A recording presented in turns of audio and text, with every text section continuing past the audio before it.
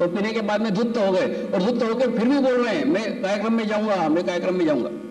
फिर उसके 4 नौकर उसको लेके आए, हॉल के बाहर उधर नीचे पटक दिया।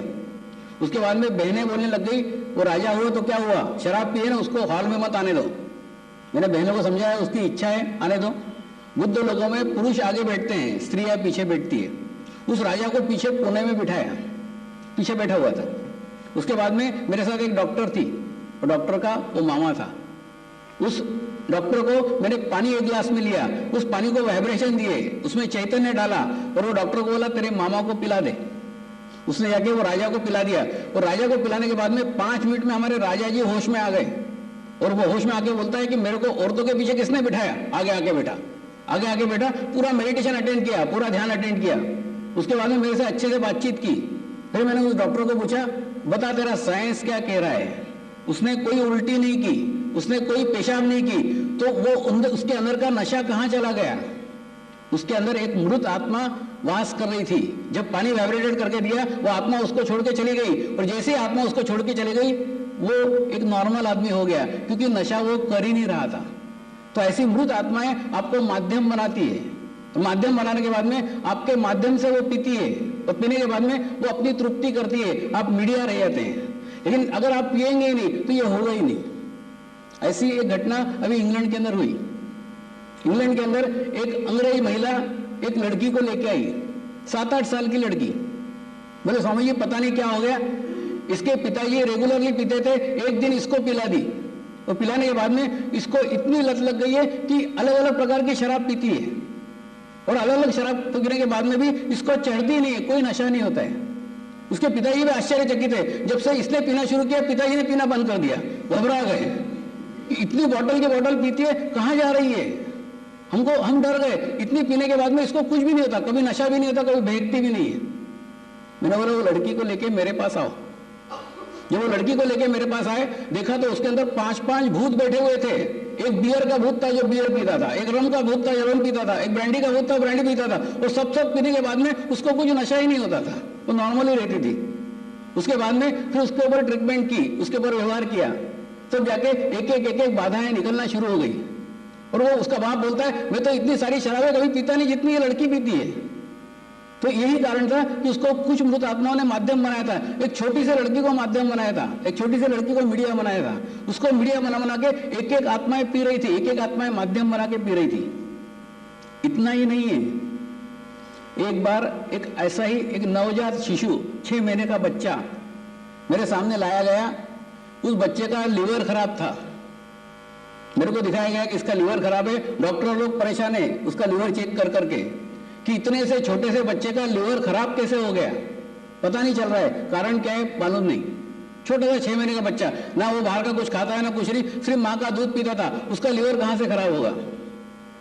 बाद में मैंने ध्यान से पता लगाया, मेडिटेशन से पता लगाया। मैंने बोला इसका बाप शराब पीता है, और बाप शराब पीने के कारण ये जो बच्चा पैदा हुआ है इसका लीवर जन्म से खराब है। जो आदमी शराब पीता है उसके बच्चों का लीवर जन्म से खराब रहता है, उसके बचपन से उन बच्चों का लीवर वो खराब करता है, बाप उसको प्रसाद देते जाता है।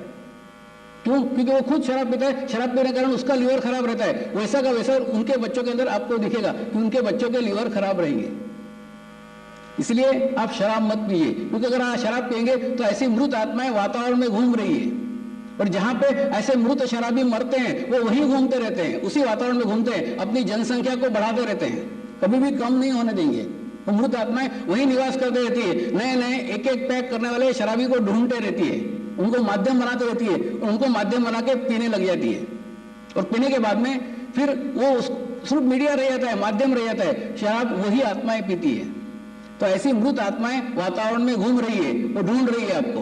तो ऐसी आत्माएं आपको नहीं बनाए, इसलिए आप शराब मत पीजिए। दूसरा, आप शराब पीने के लिए दमन जाते हैं, आप शराब पीने के लिए मुंबई जाते हैं। देखिए मुंबई से लोग भी यहाँ नशा करने के लिए आए हुए हैं। ये नशा कौन सा है? ईश्वर का नशा। ये नशा कौन सा है? प्रेम का नशा। ये बोरोली से लोग आए, क्यों आए हैं? इनको ऐसा नशा चढ़ा हुआ है, इसके बाद में इनके ऊपर कोई नशा काम ही नहीं करेगा। वो है परमात्मा के प्राप्ति का नशा। एक बार वो नशा करके देखिए, आप बाकी कोई नशा करेंगे ही नहीं, उतना जबरदस्त नशा है। वो नशा करने के लिए ये लोग मुंबई से यहाँ पे आए हैं। जैसे आप नशा करने के लिए दमन जाते हैं, मुंबई जाते हैं, ये लोग यहाँ पे आए हैं। क्यों आए? क्योंकि यहाँ पे उस नशे के अंदर जो भाव है, वो भाव आपको कोई नशा में नहीं होगा और ये परमानेंट है, ये कभी भी उतरने वाला नहीं है। शराब का नशा तो आपको 2 घंटे बाद उतर जाएगा, 4 घंटे बाद उतर जाएगा। ये परमात्मा के प्राप्ति का नशा आपको आजन्म रहेगा, कभी भी उतरने वाला नहीं है। उसके लिए आपको कुछ पैसा खर्च करने का नहीं है, कुछ भी खर्च करने का नहीं है, सिर्फ फायदा ही फायदा है। तो उस परमात्मा के नशे की अनुभूति कल मैं आपको कराऊंगा और वो नशा करने के बाद में आपको कोई नशा करने की इच्छा ही नहीं होगी। वो एक प्रेम की प्राप्ति का नशा है, वो अनुभूति आपको कल प्राप्त होगी। वो अनुभूति प्राप्त होने के बाद में एक निर्विचार स्थिति प्राप्त होती है। देखिए, नशा मनुष्य क्यों करता है? इसलिए करता है क्योंकि उसको उसके मन में शांति नहीं मिलती है, उसके मन में वो कहीं गिल्टी फीलिंग करता है, उसके मन में कहीं आत्मा के विरोध में कार्य करता है। इसीलिए अपने आत्मा को मारने के लिए वो शराब पीता है। जब उसको उसके मन में शांति मिलना चालू हो जाएगी, जब उसको उसके मन में मेडिटेशन करने लगेगा, ध्यान करने लगेगा, जब उसको आत्मिक शांति मिलना चालू हो जाएगी, वो बाहरी शांति खोजने के लिए प्रयत्न नहीं करेगा, सारे प्रयास छूट जाएंगे। इस मार्ग में एक से एक लोग आए हुए हैं, जो उनका आप पूर्व काल देखेंगे, एक उस गांव के एकदम पहुंचे हुए शराबी थे, लेकिन जब उनके अंदर चेंज आ गया, उनके अंदर बदलाव आ गया, तो गांव के अंदर बदलाव आ गया। जब इसके अंदर बदलाव आ सकता है, सब गांव में बदलाव आ सकता है। एकदम चेंज आ गया, एकदम बदलाव आ गया। क्या कारण है? कारण ये कि एक आत्मिक शांति का अनुभव प्राप्त होना चालू हो गया है। आप जो शांति शराब के अंदर खोज रहे हैं, वो शांति आपके अंदर ही वास करती है, आपके अंदर ही है। लेकिन उसके लिए आपको अंतर मन में झांकना पड़ेगा, आपको ध्यान करना पड़ेगा, आपको मेडिटेशन करना पड़ेगा। मेडिटेशन करने के बाद में वही आत्मिक आनंद आपको अंदर से प्राप्त होना चालू हो जाएगा। वो होने के बाद में सब कुछ ठीक हो जाएगा, सब कुछ व्यवस्थित हो जाएगा। मृत आत्मा की बात आई तो जो डॉक्टर का मैंने आपको उल्लेख किया, ये डॉक्टर मेरे पास जब आई थी तब इसके बदन के ऊपर 1 लाख रुपए के ताबीज थे। उसको हार्ट अटैक आया हुआ था, उसको पैरालिसिस हुआ था और दुनिया भर के ताबीज उसने अपने शरीर के ऊपर बांधे हुए थे। मैंने उसको बताया, इतने सारे ताबीज बांधने के बाद में भी तेरे को हार्ट अटैक आया है, तेरे को पैरालिसिस हुआ है, मैं तेरी पूरी जवाबदारी लेता हूं, ये सब ताबीज निकाल डाल। मैं ऐसा नहीं कहता कि आप दूसरों के ताबीज निकाल डालो और मेरे पहन लो, ताबीज पहनने की आवश्यकता ही नहीं है। देखिए, कहीं पे भी कुछ डिपेंड रहने की आवश्यकता नहीं है, आप अपने आत्मशक्ति पे निर्भर रहिए। मेरे हाथ में दिख रहे कोई अंगूठियां, धागे, गंडे, ताबीज, कुछ नहीं, इन सब चीजों की कुछ आवश्यकता नहीं है। आपके अंदर परमात्मा का शक्ति है, उस शक्ति के ऊपर विश्वास कीजिए, उसके ऊपर फेथ करिए। तो जब उसको ऐसा जगाने के बाद में धीरे धीरे उसने एक एक ताबीज निकालना शुरू करे। उसके बाद में ठीक हो गई, अच्छी हो गई। फिर पूछती, स्वामी जी एक ठू और बाकी बचा है कमर के पास, वो 50,000 का है, निकालूं कि नहीं निकालूं?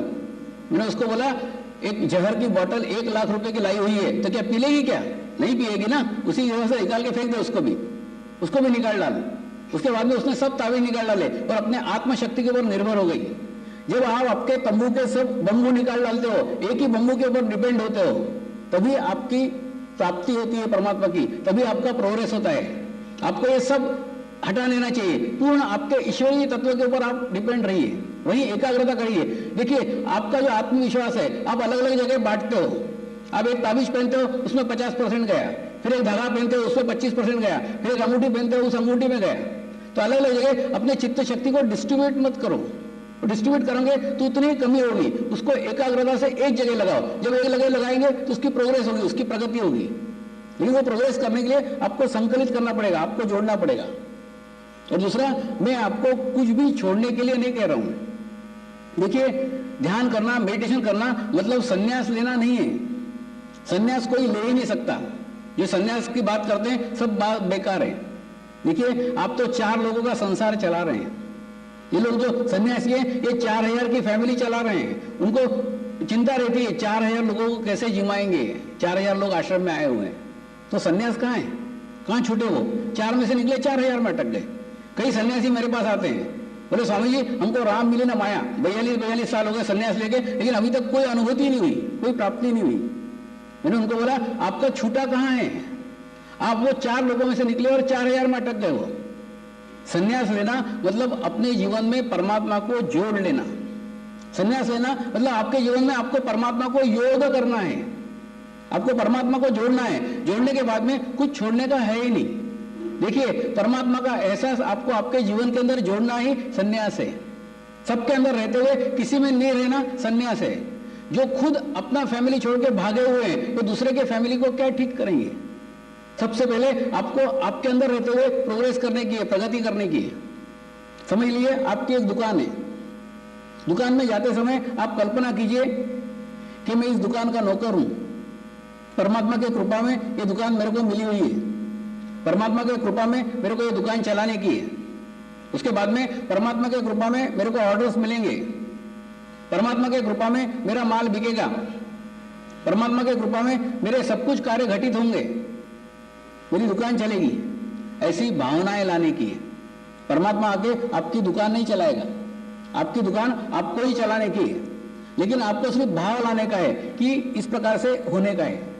इस प्रकार का भाव लाने के बाद में आप आपका एहसास कम कर लेंगे, आप आपका अस्तित्व कम कर लेंगे, और जब आप आपका अस्तित्व कम कर लेंगे, परमात्मा का अस्तित्व ज्यादा लाएंगे, तो वही कार्य आप बिना टेंशन के करेंगे, वही दुकान आप बिना टेंशन के चलाएंगे। क्यों? क्योंकि आपके शरीर में आपने परमात्मा को जोड़ लिया है, परमात्मा के एहसास को ले आए हैं। मैं आपको दूसरी प्रकार से समझाता हूं। एक पानी का ग्लास है, उस पानी के ग्लास के अंदर एक चम्मच काला रंग डाल दिया जाए तो क्या होगा? उस पानी का पूरा ग्लास का पानी काले रंग से काला हो जाएगा। और वही एक चम्मच शाही अगर हम गंगा नदी में जाके डालें तो क्या होगा? कहां वो काला रंग डाला है पता ही नहीं चलेगा। उसी प्रकार से जब हम मेरी समस्याएं हैं, मेरे प्रॉब्लम है, मेरे मेरे मेरे मेरे करके संकुचित हो जाते हैं, जब हम ग्लास का पानी हो जाते हैं, तो एक छोटी सी समस्या भी हमारे जीवन को काला कर देती है। और जीवन को काला करने के बाद में फिर हम सोचते हैं बस सब कुछ समाप्त हो गया, सब कुछ अंत हो गया। ऐसा नहीं है। आपको समाहित होने का है, आपको उस शाही को गंगा नदी में डालने का है, आपको गंगा नदी बनने का है, आपको ग्लास का पानी नहीं बनने का है। जब आप आपके जीवन में परमात्मा को जोड़ लेंगे तो उस तकलीफ का आपको कोई एहसास ही नहीं होगा। कई लोग ऐसे रहते हैं अपने जीवन में पूर्णतः निराश हो जाते हैं, जो सोचते हैं बस अब मेरा अंतिम लक्ष्य मृत्यु ही है, मेरे को आत्महत्या ही करना चाहिए। ऐसा मन में विचार आना चालू हो जाता है। ऐसे कई केसेस, ऐसे कई लोग हमारे पास आते हैं। जब आते हैं तो पहली बात तो ये है कि आत्महत्या का विचार मतलब एकदम अंतिम लक्ष्य, अंतिम चरण, जब मनुष्य अपने शरीर को भी नाश करने के लिए तैयार हो जाता है। तो ऐसे आत्महत्या का विचार जब मन में आए तो पहली बात ये समझ लो कि अब आपके रात के 12 बजे हैं। जैसे रात के 12 बजे रहते हैं, दोनों सुई की कांटियां एक जगह आती है, आने के बाद में सबसे ज्यादा अंधेरे का समय रात को 12 बजे का रहता है।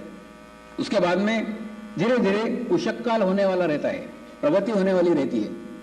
तो ऐसे लोग जो जीवन में आते हैं, जो समझते हैं कि आत्महत्या ही हमारा अंतिम है, समझ लीजिए अब इस समय आप मर गए, पूर्णतः अपने आप को आपने नष्ट कर लिया, आप मर गए। आज के बाद में प्रोग्रेस स्टार्ट कीजिए, आज से बाद में प्रगति स्टार्ट कीजिए, नए जन्म की नई बात करिए, आज से अपनी आध्यात्मिक प्रगति शुरू कीजिए, आध्यात्मिक प्रोग्रेस शुरू करिए। और आध्यात्मिक प्रोग्रेस शुरू करेंगे, आप देखेंगे डे बाय डे आपको एक एक अच्छा दिन दिखना चालू हो जाएगा। एक एक दिन आपका प्रोग्रेस होगा, प्रगति होगी। ये एक चेंज है, एक बदलाव है, एक अंतिम घड़ी है जहां पे आपको लग रहा है कि सुसाइड कर लेना चाहिए, आत्महत्या कर लेना चाहिए। यह अंतिम क्षण है। इसके बाद में निश्चित उषक काल होने वाली है, ये रात समाप्ति होने वाली है, उषक काल आने वाला है, सूर्योदय होने वाला है। ये इसकी पहचान है, ये इसकी निशानी है। इसीलिए ऐसे अंतिम घड़ियों में से आपको बाहर निकलने का है। ये जो तांत्रिक मांत्रिक लोग रहते हैं, ये ताबीज देते हैं, डंडे देते हैं, उसके माध्यम से वो भूतों से काम करवाते हैं। आपको ये बोलेंगे कि बजरंग बली का ताबीज है, ये काली का ताबीज है, इतने पैसे का है, इतने रुपए का है। परमात्मा के नाम पे पैसे का कभी व्यवहार नहीं होता है। देखिए, एक पॉजिटिव पावर है, एक निगेटिव पावर है। पॉजिटिव पावर के साथ में एक बंधन है, उसका कभी भी व्यापार नहीं होता, उसका उपयोग कभी भी पैसे के लिए हो ही नहीं सकता। तो समझ लीजिए, इस प्रकार के कोई भी व्यवहार करने की आवश्यकता नहीं है, इस प्रकार के कोई भी संबंध रखने की आवश्यकता नहीं है। आप अपनी स्थिति के ऊपर निर्भर करिए, आप आपके अंदर की शक्ति बढ़ाइए, और आपके अंदर की शक्ति बढ़ाने के बाद में देखेंगे आपकी प्रगति हो रही है, आपका प्रोग्रेस हो रहा है। बड़े बड़े स्तर के ऊपर इन ताबीजों का उपयोग किया जाता है, बड़े बड़े स्तर के ऊपर लोग ताबीज पहनते हैं। अभी आप लोग भी देखते हैं, मैं भी देखता हूं, मैं पहचान जाता हूं, आप लोग उसको पहचान नहीं पाते। हमारे यहाँ पे एक ऐसे क्रिकेटर थे जिनके गले में एक ताबीज रहता था। वो ताबीज जब वो फील्डिंग करते थे तो वो अंदर रहता था, जब वो बैटिंग करते थे तब बाहर आता था, और बाहर आके ऐसा ऐसा ऐसा लटकता रहता था। जब वो बैटिंग करते रहते पूरे टाइम तक लटकता रहता था। उसका उद्देश्य एक ही था कि जब वो बैटिंग करे तब सामने वाले बॉलर का चित्त भंग हो, उसका चित्त उस ताबीज की तरफ जाए, और ताबीज की तरफ जैसे ही चित्त जाएगा उसका चित्त भंग होगा, और चित्त भंग होने के बाद में वो बॉलर के बॉल से कभी भी आउट नहीं होगा। जब भी आउट होगा अपनी ही गलती से आउट होगा। मतलब चित्त भंग करने के लिए, बॉलर का चित्त भंग करने के लिए उस ताबीज का उपयोग किया जाता था। इसी प्रकार से चित्त भंग करने के लिए ताबीज का उपयोग हो सकता है, चित्त एकाग्र करने के लिए कोई ताबीज नहीं है। आपके अंदर ऐसा कोई ताबीज बनानी है कि आपके गले में बांध दो आपके ध्यान लगना चालू हो जाएगा, आपका मेडिटेशन चालू हो जाएगा, ऐसा कोई ताबीज नहीं है। आपको ध्यान करना पड़ेगा, आपको मेडिटेशन करना पड़ेगा, वो आपके अंदर ही स्थित है, वो सारी शक्तियां आपके अंदर ही बैठी हुई है, आपको आपके अंदर से खोजना पड़ेगा। जब आप अंदर से ध्यान करेंगे, अंदर से मेडिटेशन करेंगे तो आप देखेंगे आपका विकास होना चालू हो गया है, आपका प्रोग्रेस होना चालू हो गया है। अब हम आज मेडिटेशन करेंगे, ध्यान करेंगे 10 मिनट जैसा रोज करते हैं। मैंने 3 दिन आपकी परीक्षा ली है।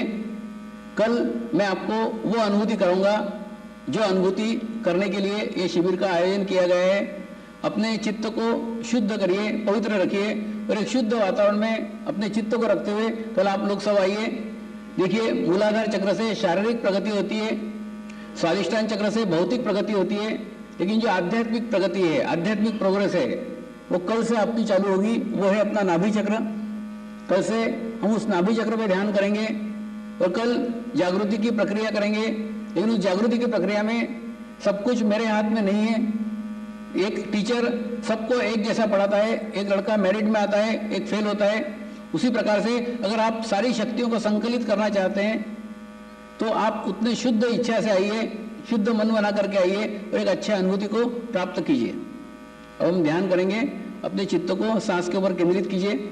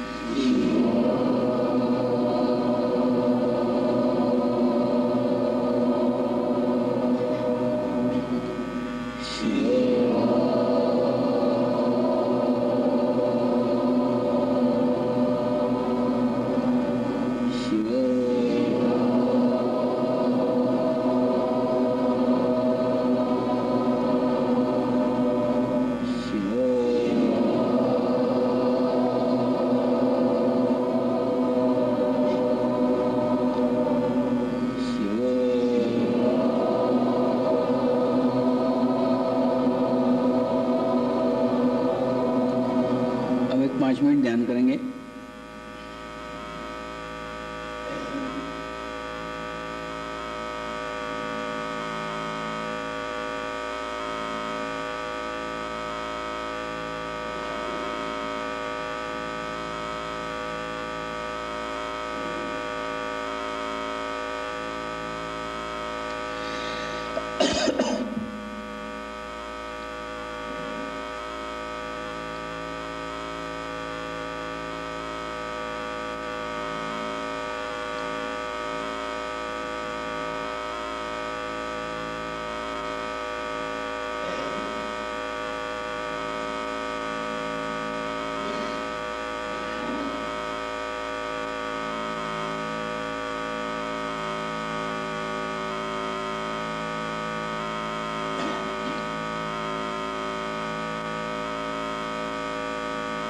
नमस्कार करेंगे।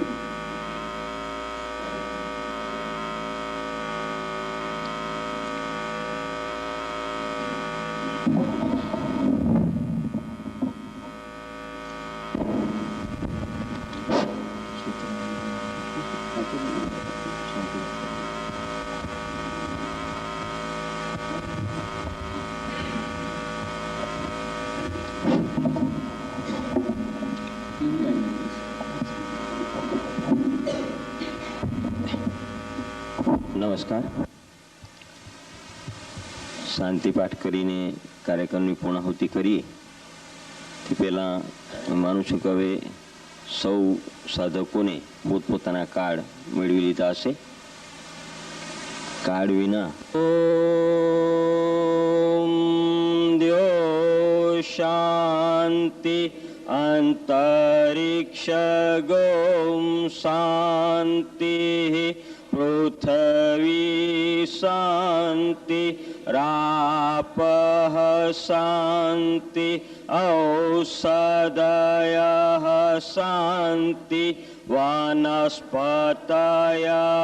શાંતિ વિશ્વે દેવાઃ શાંતિ બ્રહ્મ શાંતિ સર્વગોમ શાંતિ શાંતિરેવ શાંતિ સામા શાંતિરેધિ. ઓમ શાંતિ શાંતિ શાંતિ. સૌને નમસ્કાર, સૌને શુભરાત્રિ. પોતપોતાના સ્થાન ઉપર ઊભા થઈ પ્રણામ કરી ઝડપથી આપણે વિદાય લઈશું અને હોલ ખાલી કરવા માટે પ્રયત્ન કરીશું. ધન્યવાદ.